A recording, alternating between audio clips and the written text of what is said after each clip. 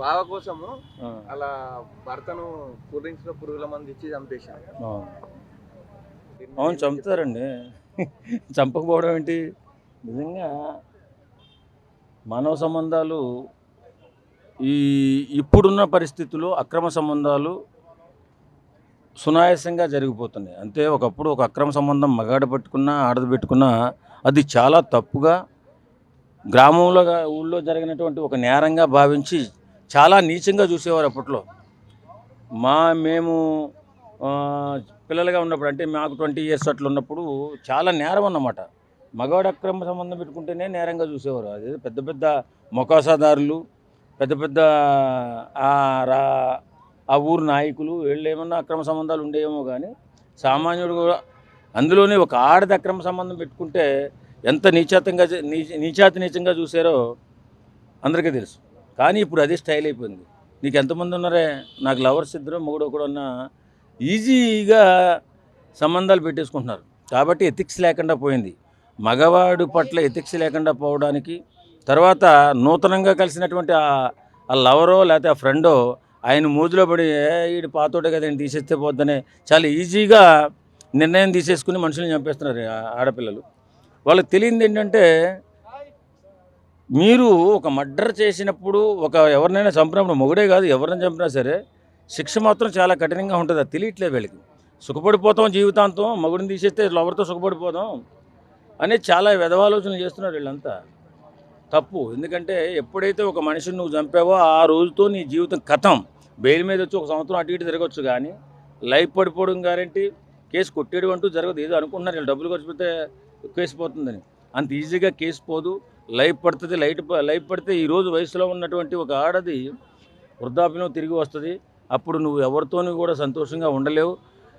వాస్తవంగా అప్పుడు నీ శక్తి సామర్థ్యాలు కూడా సరిపోవు పిల్లల్ని కనాలన్నా.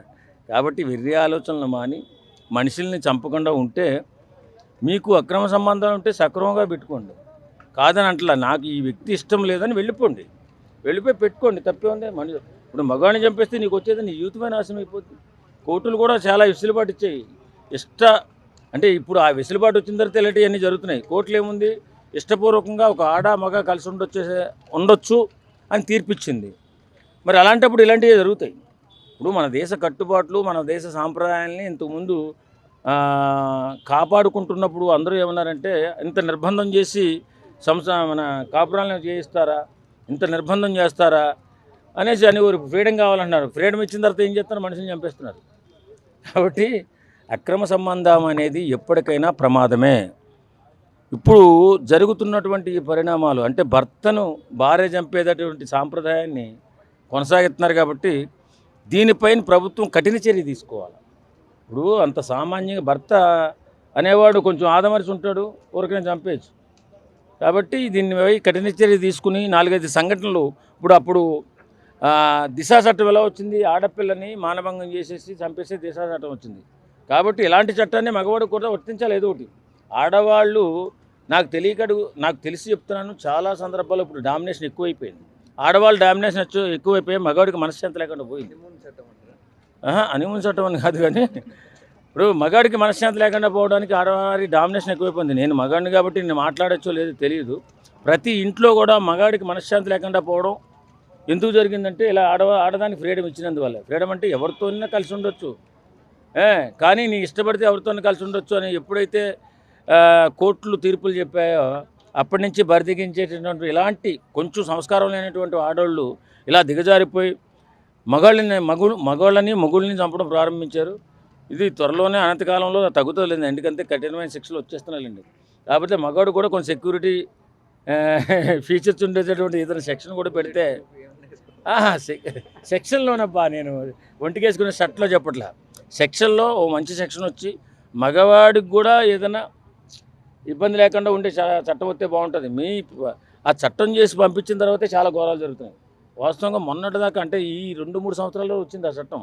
ఏది ఎవరితోనైనా కలిసి ఉండొచ్చు, అలాగే ఎవరితోనైనా కలిసి ఉండొచ్చు అనే చట్టం వచ్చిన తర్వాత ఈ అరాచకాలు ఎక్కువ జరుగుతున్నాయి. వాస్తవంగా అంటే కలిసి ఉంటే ఏంటి, అది కోర్టు కూడా ఇంకో వెసులుబాటు ఇచ్చింది. ఒకవేళ నీ భార్య ఎవరితోన్నా తిరుగుతుంటే నీకు విడాకులు కోరుకునే హక్కు కూడా ఉందని ఆ వెసులుబాటు ఇచ్చింది. మరి కోర్టు. మరి అలాంటప్పుడు ఈ దుర్మార్గంగా చంపేటటువంటి భర్తలను చంపేటటువంటి స్త్రీలను కఠినంగా శిక్షించి మగవాడికి కూడా సెక్షన్స్లో కొన్ని మార్పులు చేసి ఏదైనా మంచి సెక్షన్ పెట్టి ఆడవారి నుంచి కాపాడగలిగితే చాలా బాగుంటుంది.